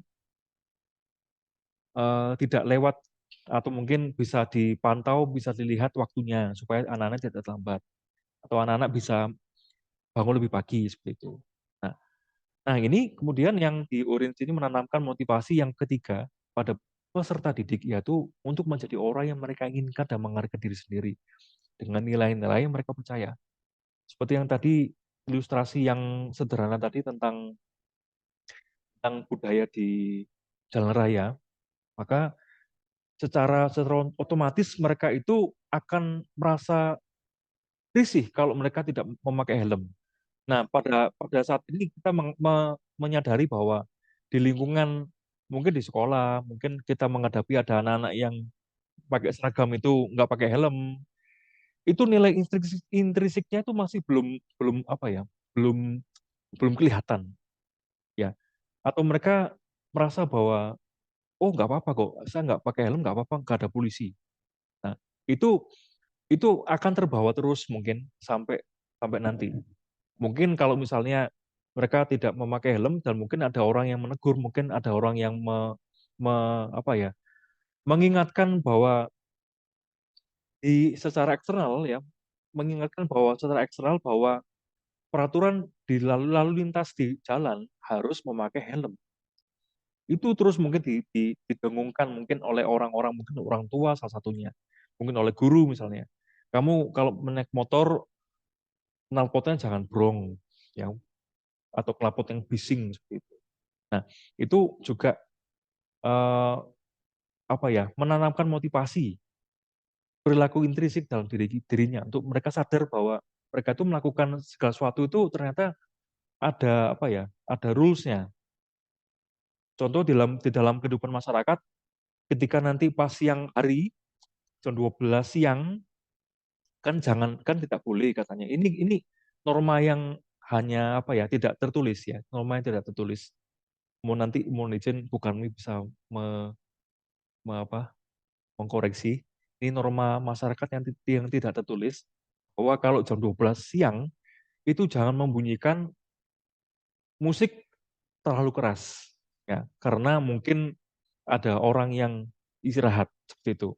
Atau mungkin di apa namanya, di masyarakat, kalau misalnya mau bertamu ke rumah orang harus ketok pintu dulu misalnya. Itu kan norma-norma yang mungkin tidak tertulis di dalam masyarakat. Itu sudah masuk ke dalam diri kita, itu nilai intrinsik dalam diri kita yang kita lakukan. Oleh karena ada peraturan yang secara tidak tertulis, bahwa kalau jam 12 siang misalnya, jam 12, jam 1, jam 2, jangan menghidupkan eh, musik terlalu keras. Kemungkinan ada orang yang istirahat. Seperti itu Bapak Ibu. Baik ya. Nah, ini masih banyak Bapak Ibu ya. Mohon bersabar. Saya juga sedang berjuang untuk dengan suara yang di belakang saya. Ya, ini posisi kontrol Bapak Ibu. Bisa cepat saja. Nah, ini mengenal posisi kontrol. Yang ini cukup seru ya. Nanti Bapak Ibu ada di posisi mana ya. Yang pertama tentang penghukum ya. Yang pertama penghukum, yang kedua pembuat merasa bersalah, yang ketiga teman, yang keempat pemantau, yang kelima manajer. Ya, ini pasti Bapak Ibu sekalian tahu kira-kira sasarannya kita mau kemana ini, di posisi mana gitu. Mari kita bahas satu persatu. Ini penghukum ya. Posisi kontrol ini masih diterapkan oleh beberapa guru, termasuk saya mungkin ya. Anggapan hukuman mempercepat penyelesaian masalah, ya, tanpa memikirkan dampak buruk yang ditimbulkan. Ya, biasanya kalau penghukum itu melontarkan pertanyaan-pertanyaan yang disertai dengan gestur atau gerakan yang menunjuk, menghardik, melotot, mata melotot ya. Dampak posisi kontrol tersebut, murid dapat menjadi pendendam, ya, pemberontak, dan menyalahkan orang lain. Dampak lebih buruknya adalah murid mengalami keterpurukan mental, seperti lunturnya rasa percaya diri dan kesedihan yang berkelanjutan. Ya, mungkin pernah tadi ada yang pernah ditampar guru, saya juga pernah ditampar guru oleh karena bola voli itu saya pakai bola bola sepak. Kemudian saya ditampar tanpa tanpa ngomong apa-apa. Guru saya, guru PJOK, Miss Dewi, guru PJOK saya Miss Dewi. Kemudian saya ditarik baju saya begini, kemudian saya ditampar. Pok, gitu. Wow, itu keras sekali membekas di pipi. Seperti lagu zaman dulu, bukan nggih. Tanda merah bekas tamparan tanganmu. Tanda merah ini.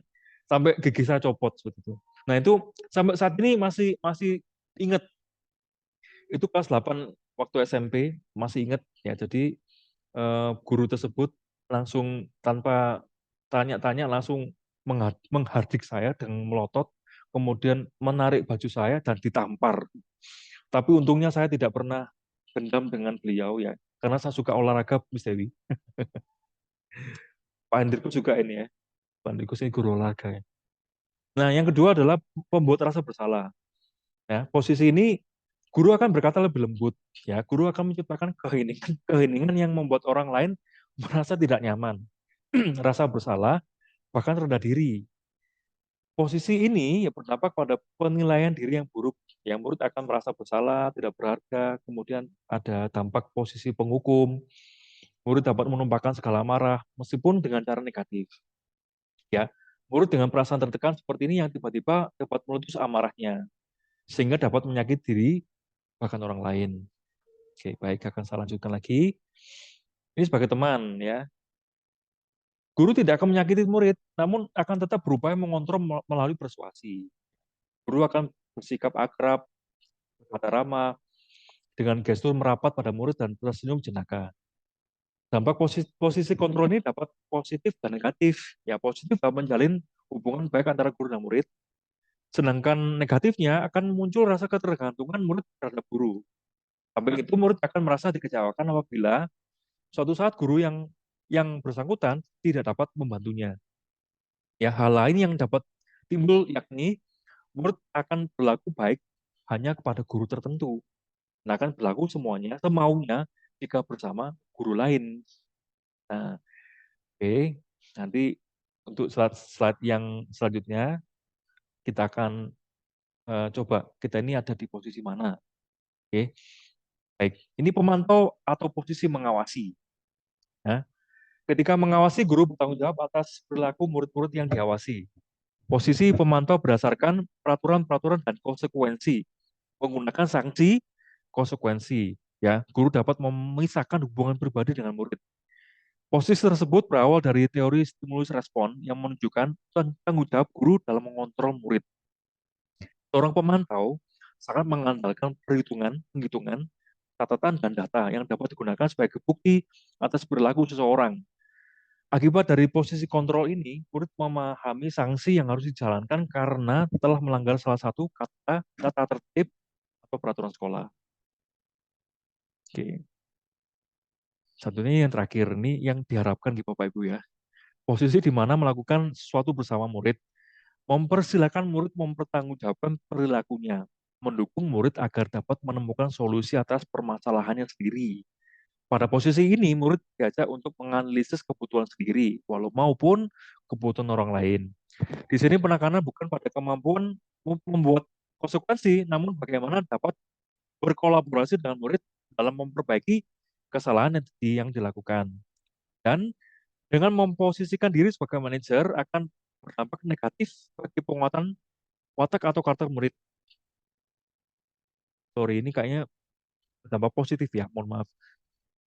Ya. Nah, kira-kira sebelum kita lanjut ke slide selanjutnya, kira-kira Bapak Ibu ada di posisi mana sekarang? Ini bukan bukan masalah salah atau benar ya Bapak Ibu ya. Mungkin kita bisa berefleksi diri sendiri. Mungkin saya pernah jadi pemantau atau posisi mengawasi atau saya sekarang ini jadi teman atau sekarang jadi pembuat rasa bersalah atau malah saya sebagai penghukum. Nah, kira-kira Bapak Ibu ada di mana sekarang? Bapak Ibu. Manajer, Pak. Manajer, oh mantap Bu Dewi. Terima kasih. Untuk yang lain mungkin, saya pernah jadi penghukum Bapak Ibu ya, melotot-melotot ya. Mungkin itu ada salah satu apa ya, salah satu yang paling efektif ya, selesai, tapi dampaknya luar biasa. Bapak Ibu yang lain mungkin posisi mana? Oke. Baik, lanjut. Baik, akan saya lanjutkan, oke. Oke. Nah, dalam praktek sehari-hari bisa saja guru kembali ke posisi teman atau pemantau karena murid yang ditangani belum siap untuk diajak berdiskusi atau diundang melakukan restitusi. Namun, perlu disadari bahwa tujuan dari 5 posisi kontrol seorang guru adalah pencapaian posisi sebagai manajer. Dengan posisi ini, murid akan menjadi pribadi yang merdeka, mandiri, dan bertanggung jawab, yang pada akhirnya akan menciptakan lingkungan belajar yang nyaman dan kondusif. Ini yang sasaran kita, gitu, Bapak Ibu ya, manajer. Oke, baik. Nah, ini akan saya lanjutkan lagi. Oke, nah ini beberapa pertanyaan. Mungkin pernah nggak kita bertanya seperti ini? Saya kecewa dengan kamu. Kamu tidak pernah benar melakukannya. Ayolah, lakukan demi ibu dan bapak. Apakah kamu mau mendapatkan stiker bintang hari ini? Bagaimana kamu bisa menyelesaikan masalah ini? Kamu selalu yang paling terakhir. Kira-kira siapa yang mengatakan? Apakah tadi penghukum, pengawas, teman, atau manajer? Atau saya langsung clue-nya saja ya? Saya lanjutkan clue-nya saja ya. Oke. Nah, ini dia. Saya kecewa dengan kamu. Ini yang mengatakan adalah pembuat orang yang merasa bersalah. Kamu tidak pernah benar melakukannya. Penghukum. Ayolah, lakukan demi ibu dan atau bapak, teman ya. Apakah kamu mau mendapatkan stiker bintang hari ini? Mantau. Ya. Bagaimana kamu bisa menyelesaikan masalah ini? Kamu selalu yang paling terakhir. Mungkin kata-kata ini pernah kita ucapkan ya. Saya juga pernah ucapkan. Mungkin yang kamu selalu yang paling terakhir. Coba lihat teman-teman kamu. Teman-teman kamu sudah selesai semua, kamu kok belum? Memang kamu ini dan seperti itu. Ya, baik ya. Saya lanjutkan lagi. Ini, mohon maaf ini nanti akan saya coba perbaiki. Nanti akan saya coba untuk sharing kepada Bapak Ibu sekalian. Nah, ini yang berikutnya adalah keyakinan kelas. Keyakinan kelas ini adalah slide yang terakhir. Hore. Nah, nah, keyakinan kelas, sekolah atau kelas. Guru berperan dalam mewujudkan terbentuknya keyakinan kelas dengan adanya kesepakatan antara guru dan murid. Nah, bagian kedua, keyakinan sekolah atau kelas berupa pernyataan universal yang mudah dipahami, diingat, dan harus diterapkan dalam lingkungan sekolah. Seperti ini contoh kesepakatan kelas yang di sebelahnya. Yang pertama, mengamalkan ajaran agama untuk kebaikan bersama. Ya, rasa aman adalah setiap orang. Ya, keyakinan kelas atau kesepakatan kelas itu bersifat abstrak, Bapak Ibu. Jadi misalnya tidak detail sih, ya seperti ini keyakinan kelas atau kesepakatan kelas seperti ini. Seperti smart itu kan ya, smart itu kan abstrak sebenarnya. Tapi di situ ada penjelasan. Ada penjelasan kenapa kok sapa, senyum, salam, sopan seperti itu, kenapa ya. Kemudian antri itu kenapa ya, di situ ada penjabarannya. Nah, pada dasarnya adalah kesepakatan kelas itu dibuat dengan cara yang mudah, sederhana, dan bisa diingat, mudah diingat oleh siswa dan guru. Oke, baik. Selanjutnya. Nah, mengapa tidak peraturan saja? Mengapa harus keyakinan kelas? Nah, mengapa kita memiliki peraturan harus menggunakan helm bila mengendarai kendaraan roda dua? Maaf. Mengapa kita memiliki peraturan 3M? Menggunakan masker, mencuci tangan, dan menjaga jarak 15 meter, 1,5 meter. Mengapa kita memiliki peraturan harus datang tepat waktu pada saat mengikuti pelatihan? Ya, ini semuanya adalah untuk mendukung motivasi intrinsik, kembali ke nilai-nilai atau keyakinan-keyakinan yang lebih menggerakkan seseorang dibandingkan mengikuti serangkaian peraturan-peraturan. Bukan berarti kita tidak taat peraturan, Bapak Ibu ya. Kita tetap taat peraturan ya. Anak-anak juga taat peraturan. 7.15 harus sudah ada di sekolah. Dengan mungkin pendekatan-pendekatan yang tadi sudah disampaikan, yang diharapkan manajer ya Bapak Ibu ya. Kemana mereka ditanya, mereka dibina seperti itu sehingga mereka dapat memahami kesalahannya dan mereka berkomitmen untuk tidak melakukan. Seperti itu. Mungkin hal-hal yang seperti ini perjuangan Bapak Ibu ya. Nah, sekarang seperti ini.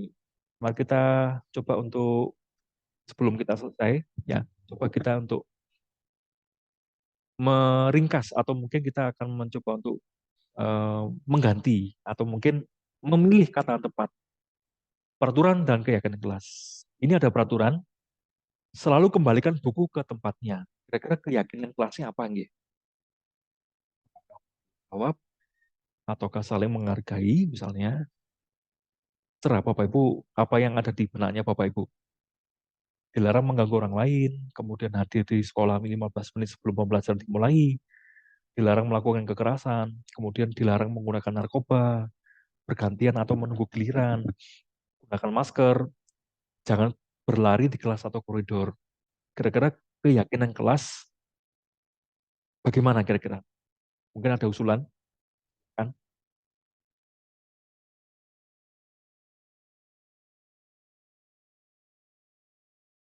Maka butuh pemantik. Kalau butuh pemantik, berarti slide selanjutnya Bapak Ibu ya. Oke ya. Kalau begitu slide selanjutnya akan saya coba untuk ini. Nah, sebentar. Nah, ini dia. Nah, ini kalau keyakinan kelas itu dibuat seperti ini aja Bapak Ibu. Ya, mungkin di peraturan yang kita sudah ada itu, misalnya selalu kembalikan buku ke tempatnya itu bicara tentang tanggung jawab. Ya, dilarang mengganggu orang lain itu menghormati orang lain. Ya, menghadir di sekolah 15 menit sebelum pelajaran dimulai, menghormati orang lain, berkomitmen. Memang kalau saya tadi sebutkan, jelaskan bahwa keyakinan kelas itu abstrak ya, bersifat abstrak dan mudah diingat oleh teman. Ya, mudah diingat oleh guru dan murid. Ya, seperti ini. Bisa dipelajari Bapak Ibu nggih. Nanti akan saya coba untuk gali lebih lanjut. Nanti akan saya share kepada Bapak Ibu sekalian. Ya, ya akan saya lanjutkan. Nah, ini yang terakhir terakhir yang betul-betul terakhir adalah seketika restitusi. Nah, mungkin kita pernah ya, pernah diberikan materi atau mungkin pernah kita mendengar tentang seketika restitusi. Apakah itu? Nah, guru berperan sebagai manajer menggunakan seketika restitusi dalam penyelesaian masalah melalui 3 tahapan, yaitu menstabilkan identitas, validasi tindakan yang salah, dan menanyakan keyakinan. Tujuannya adalah menghasilkan murid yang mandiri dan bertanggung jawab. Mungkin kita pernah melakukan, Bapak Ibu. Mungkin kita tidak tahu, oh ini namanya adalah seketika restitusi. Ya, kita sudah melakukan. Kamu kenapa kok tidak masuk? Kamu kenapa kok terlambat? Bukankah kamu bangun lebih pagi? Terus solusinya apa kalau misalnya kamu terlambat? Apakah kamu pergi pergi lebih lebih pagi atau kamu bangun pagi? Sebenarnya kita sudah pernah melakukan Bapak Ibu. Mungkin eh, judulnya apa? Itu mungkin kita belum tahu. Ya, ini adalah segitiga restitusi. Di sini ada beberapa yang di gambar itu dijelaskan bahwa apa namanya? Di sini ada setiap orang pasti pernah melakukan kesalahan ya. Kamu bukan satu-satunya yang pernah melakukan hal ini. Ya, kamu ingin menjadi orang seperti apa? Nilai-nilai apa yang telah kamu sepakati? Kamu tentu punya alasan mengapa melakukan hal itu. Ya, ini ada interaksi di mana kita berusaha untuk berkomunikasi dengan anak-anak. Terutama untuk yang terlambat itu mungkin perlu waktu khusus. Ya, mungkin ketika mereka terlambat itu akan dicatat di kelas pembinaan, mungkin ada waktu khusus mana kita bisa berinteraksi dengan anak-anak. Apa ya? Apa permasalahan yang kamu hadapi? Mungkin secara naluri ya, naluri kita sebagai guru, kamu kenapa kok tidak masuk? Atau kamu kenapa kok terlambat? Kamu tahu peraturannya. Mungkin ada apa kata-kata yang mungkin kita bisa olah ya, supaya anak-anak itu bisa bisa nyaman mereka bercerita dengan kita.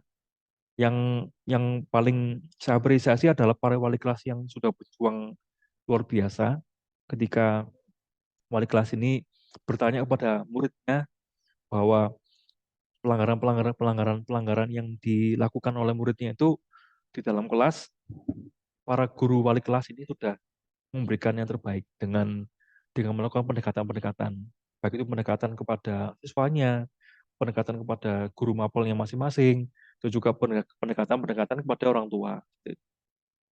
Baik, selanjutnya. Nah, ini menstabilkan identitas. Ya, ini yang namanya adalah yang tadi itu ada 3 ya. Yang pertama adalah menstabilkan identitas. Ya, ini guru berkata ya, berbuat salah itu hal yang manusiawi ya. Tidak ada manusia yang sempurna. Bapak Ibu juga buat salah. Kita pasti bisa menyelesaikan masalah ini. Jadi kita mengajak anak-anak itu untuk menyelesaikan masalah. Seperti tadi, ketika anak tersebut atau murid tersebut tidak sengaja merobekkan atau mungkin mencoret buku temannya, atau memang dengan sengaja si anak ini mencoret buku milik temannya, maka konsekuensinya adalah diganti diganti kertas yang baru, atau mungkin mengambil pel, ya silakan mengambil pel di sana sebagai bentuk solusi ya, sehingga mereka tahu, oh bahwa saya ini sedang menumpahkan air di lantai, saya harus mengepelnya dan membersihkannya, tanpa kita harus apa ya, kamu ini sudah tahu di situ botol botol diam-diam kamu senggol, kamu memang wah, tanpa harus menggunakan kata-kata itu mungkin kita bisa, ayo coba silakan bertanggung jawab, kamu bisa mencari solusi dengan mengepel, cari pel sampai dapat, silakan. Kemudian bisa ngepel ya. Jangan lupa mengucapkan terima kasih atas bentuk tanggung jawab kamu dalam menyelesaikan permasalahan yang kamu ciptakan. Gitu. Itu lebih baik daripada harus, oh karena kamu menumpahkan air, maka kamu push up 15 kali. Mungkin itu tidak tepat, Bapak Ibu. Kurang tepat. Ini ada validasi kebutuhan. Ya. Guru berkata, kamu bisa saja melakukan hal yang lebih buruk, tetapi kamu tidak melakukan, misalnya. Kamu pasti punya alasan mengapa melakukannya. Nah, tadi kan kita bisa bertanya kepada anak yang menumpahkan air ya, secara tidak sengaja menumpahkan air sampai tumpah ya, kemudian botolnya itu pecah misalnya.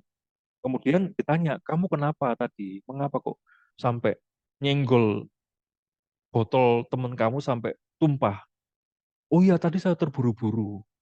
Karena saya harus mengambil ini dan itu. Akhirnya saya terburu-buru. Nah, ketika itu kita akan berkata, lain kali kira-kira apa ya solusi apa ya ke depannya supaya kamu bisa lakukan atau berjalan dengan hati-hati. Oh, saya harus harus berjalan pelan-pelan misalnya tidak lari. Atau saya di situ ada botol yang agak pinggir mungkin dipinggirkan dulu seperti itu. Ada ada kalimat-kalimat solusi dari guru dan murid. Akhirnya tercipta sebuah budaya positif di dalam kelas tanpa kita menguras emosi dan tanpa juga si murid tersebut merasa bersalah dan akhirnya tidak senang dengan kehadiran kita mungkin itu. Nah, menanyakan keyakinan. Nilai yang kita percaya di kelas atau sekolah kita apa ya?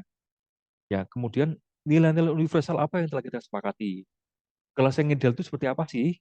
Kamu ingin jadi anak seperti apa? Apa yang kamu rasakan? Ketika kamu melakukan, kamu menjadi orang yang seperti apa? Seperti itu. Nah, jadi menanyakan keyakinan. Kira-kira di kelas itu ada nggak keyakinan kelas yang kalian sudah sepakati? Contoh misalnya keyakinan kelas di salah satu kelas misalnya di kelas 8 misalnya. Kelas 8 itu keyakinan kelasnya adalah misalnya menjaga kebersihan. Menjaga kebersihan. Nah, kira-kira dengan membuang sampah di lantai atau tidak membuang sampah di tempatnya itu termasuk melanggar keyakinan apa? Kita tanya dulu pada murid-murid, kira-kira keyakinan apa yang kamu langgar? Oh, maaf, saya melanggar keyakinan tentang kebersihan, menjaga kebersihan. Nah, kira-kira solusinya apa? Solusinya adalah nanti ketika saya makan atau nanti ketika selesai selesai makan mungkin di sekitar saya ada sampah dan saya juga selesai makan, saya akan membuang sampah ini di tempatnya seperti itu. Ya, baik. Akan saya lanjutkan. Nah, ini filosofinya ini koneksi antara materi ya. Sebenarnya kalau kita jabarkan lebih lanjut ini akan membutuhkan banyak waktu. Mungkin ini hanya sekilas saja Bapak Ibu. Ini di guru penggerak itu ada modul 1, 2, dan 3. Ini tentang yang pertama itu filosofi Ki Hajar Dewantara, kemudian yang kedua adalah nilai dan peran guru penggerak dan juga fungsi. Ya, kemudian selanjutnya ini budaya positif. Oke, seperti ini. Nah, baik ini penutup. Mari kita akan merefleksikan diri kita bahwa kita, dari ulasan yang saya sampaikan ini kira-kira apa yang sudah kita lakukan, apa yang belum kita lakukan, mungkin solusi kelanjutannya apa yang langkah tindak lanjut apa yang ingin kita lakukan seperti itu.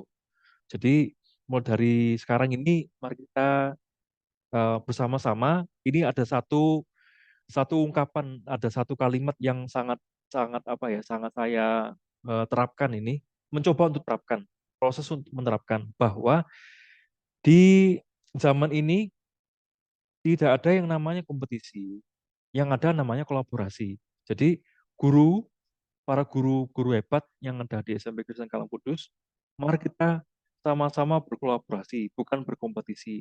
Memang kita kompetisi dalam hal yang positif, misalnya saling saling melengkapi satu dengan yang lain. Contohnya seperti apa ya?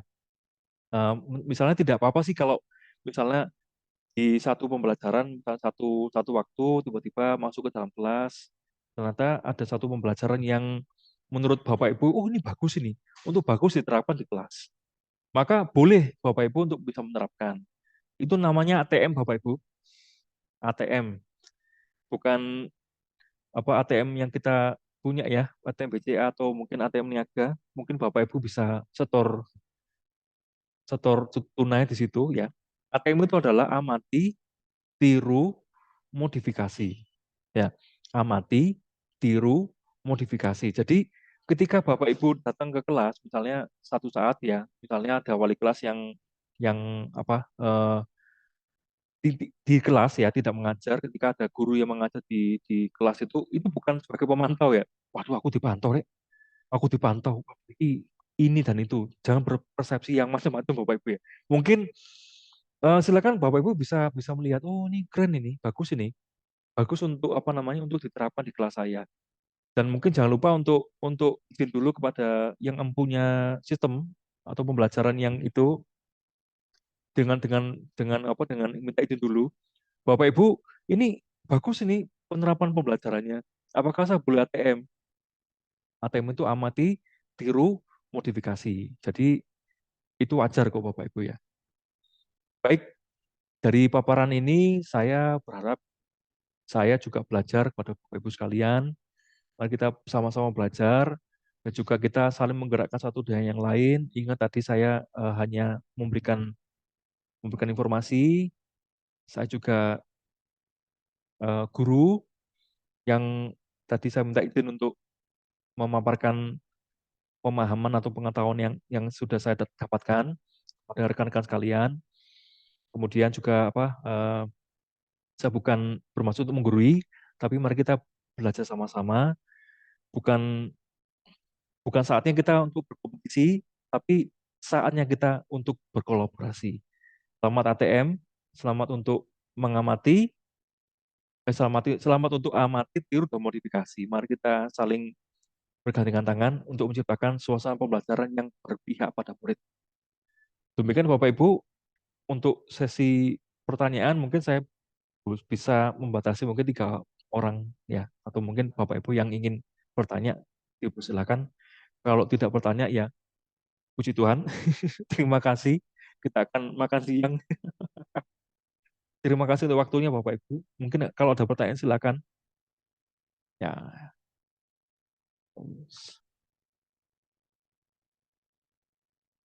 tidak ada. Mungkin offline saja.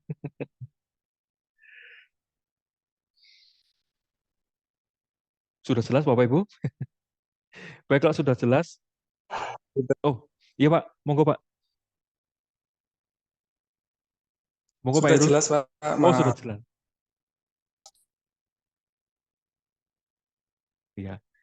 Baik Bapak, Ibu, terima kasih atas kehadirannya. Terima kasih untuk menyempatkan waktunya. Mungkin ini daring, ya harusnya tadi eh, harusnya skemanya dibuat luring, tapi daring tidak apa-apa. Terima kasih atas kesediaannya untuk bisa hadir di pemaparan pemaparan aksi nyata saya. Terima kasih banyak. Untuk itu kita akan tutup untuk kegiatan hari ini dengan berdoa. Mungkin saya bisa minta tolong, saya akan stop share dulu. Nanti Bapak Ibu saya minta untuk ini ya, apa itu namanya, open kamera ya, supaya kita bisa foto bersama. Monggo Bapak Ibu yang ingin berdoa, mungkin saya bisa memberikan kesempatan kepada Bapak Ibu untuk menutup doa. Bu Karmi mungkin, Bu Sukarmi. Bu Karmi mohon untuk bisa menutup kegiatan kita dalam doa, Bu.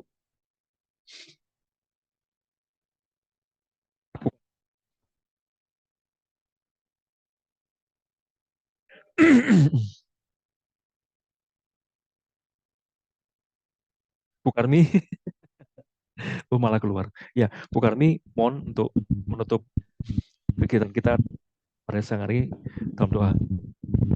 Oke, mari kita berdoa.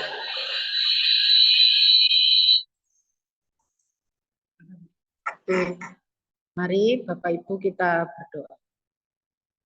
Tuhan Allah Bapa, terima kasih Tuhan, Kau telah menyertai kami di dalam seminar diseminasi pada siang hari ini. Semoga ini bisa bermanfaat bagi kita semua. Sebentar kami akan melanjutkan aktivitas kami masing-masing. Tuhan juga selalu sertai dan memberikan roh hikmat-Mu. Terima kasih Tuhan Yesus, hanya di dalam nama-Mu kami berdoa dan ucap syukur. Amin. Terima kasih Bu Karmi, terima kasih Bapak Ibu. Ini boleh kita foto sebentar. Yang masih off cam bisa di on cam sementara saja. Oh, rekan saya foto ya.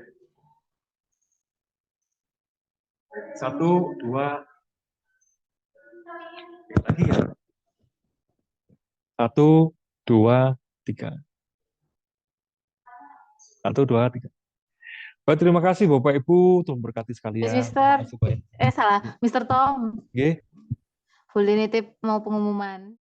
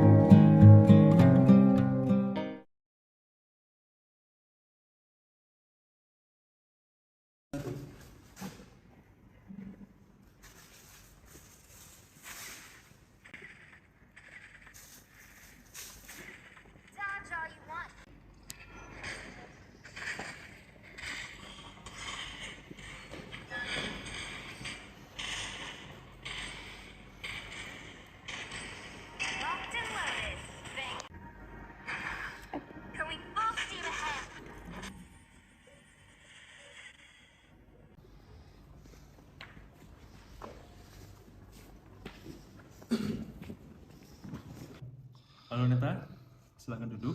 Neta, kira-kira Neta paham tidak kenapa Bapak mau manggil Neta? Iya Pak, saya bermain HP saat pelajaran Pak Tommy. Nah, menurut Neta, apakah perbuatan Neta tersebut benar atau salah? Salah Pak, tidak seharusnya saya bermain HP saat pembelajaran. Nah, sudah tahu kesalahannya ya. Memang manusia itu tidak luput dari kesalahan. Bahkan saya juga pernah melakukan kesalahan. Dan kita tinggal memilih apakah tetap terus bersalah atau meminimalisasi kesalahan. Iya Pak, saya mohon maaf. Bapak tidak menyalahkan kamu, tapi Bapak ingin kamu dapat menemukan solusi dari masalahmu itu. Tentunya kamu pasti punya alasan mengapa kamu harus bermain HP saat pembelajaran. Iya Pak, saya bosan. Saya ingin cari hiburan.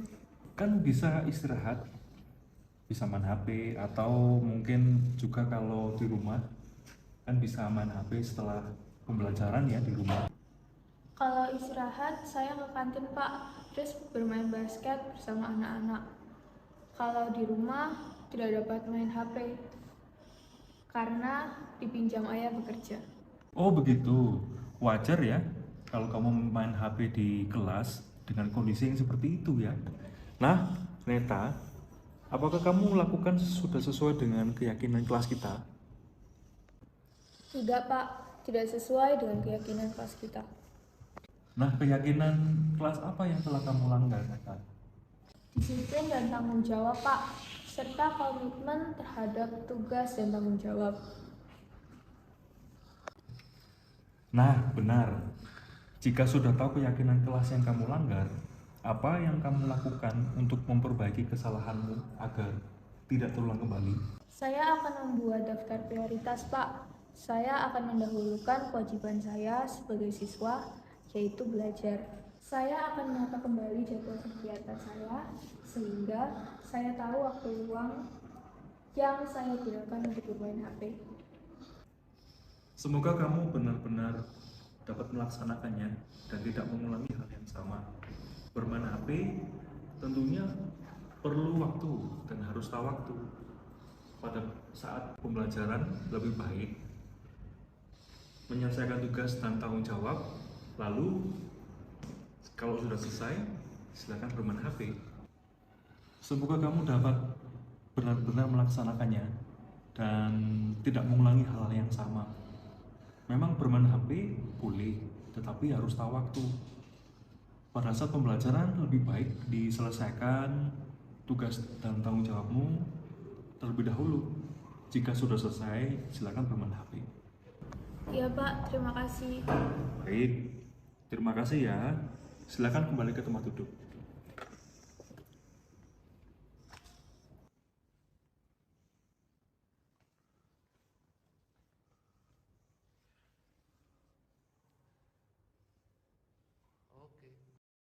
Saya senang bisa menyelesaikan masalah tadi dengan kepala dingin, dengan kita berbicara bersama. Karena jika kita menyelesaikan masalah tadi dengan kita berbicara bersama tapi tidak dengan kepala dingin, mungkin saja masalah kita tadi tidak akan selesai dengan cepat.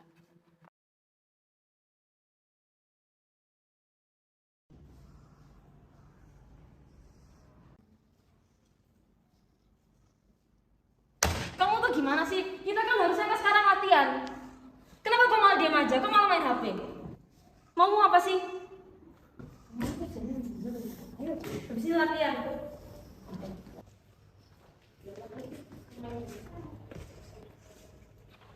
Pak Tommy, Shani di kelas marah-marah. Saya takut David terpancing emosi. Baik, Bapak akan ke sana. Ada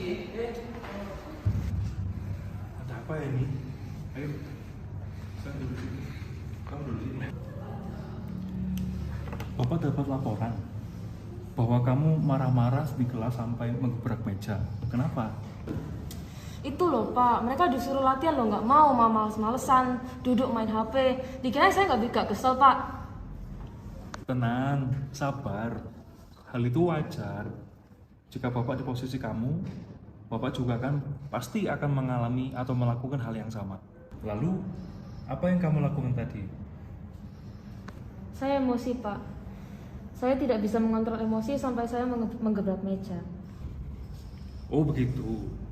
Pasti kamu melakukan hal itu ada alasannya ya. Kamu sudah berada di posisi yang sangat lelah. Bapak pasti tahu. Coba kamu lepas maskernya. Nah, begitu kan bisa bernafas ya. Nah, tetapi apakah dengan tindakanmu seperti itu dapat memperbaiki kondisi atau menyelesaikan permasalahan? Apakah dengan kamu marah-marah dengan teman, apakah teman-teman kamu akan berubah? Tidak, Pak. Nah, sekarang coba kita pikirkan, apakah tindakanmu marah-marah ke teman sampai menggebrak meja, apakah sesuai dengan keyakinan kelas kita? Tidak, Pak. Keyakinan kelas apa yang sudah kamu langgar sini? Menghargai teman, Pak. Menurut kamu, saling menghargai antar teman penting tidak? Penting, Pak, karena dengan menghargai teman kita dapat mengurangi pertengkaran dan menjaga persahabatan. Saya akan lebih mengontrol emosi, Pak. Saya akan mengatur teman-teman saya dengan lebih baik lagi dan mengajak mereka latihan. Namun bila mereka tiba-tiba tidak mau bekerja sama atau mungkin mereka bermalas-malasan, saya akan meminta bantuan kepada Pak Hartono. Bagus sekali, Seni. Setiap permasalahan pasti ada solusi. Jika kita dapat berpikir secara jernih. Tetap semangat ya, sampai pementasan nanti. Pasti Seni bisa menyelesaikan tanggung jawab ini bersama dengan teman-teman. Terima kasih, Pak. Saya akan kembali ke tempat duduk saya dulu. Sorry ya tadi udah marah-marah.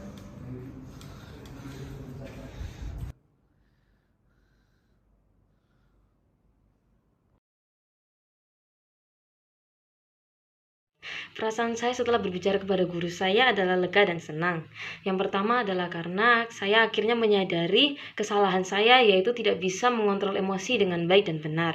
Yang kedua adalah saya juga belajar mencari solusi dari permasalahan saya, yaitu dengan cara mengatur emosi saya dengan baik. Lalu bila terjadi hal yang serupa atau hal yang sama, maka saya harus bersabar, lalu mengajak mereka bekerja sama tanpa memberikan emosi yang berlebihan. Lalu yang ketiga, saya juga belajar bahwa memiliki emosi yang berlebihan dapat melukai perasaan orang lain. Karena itu, saya juga belajar untuk mengatur emosi agar saya tidak melukai hati sesama dan tetap menjaga persahabatan.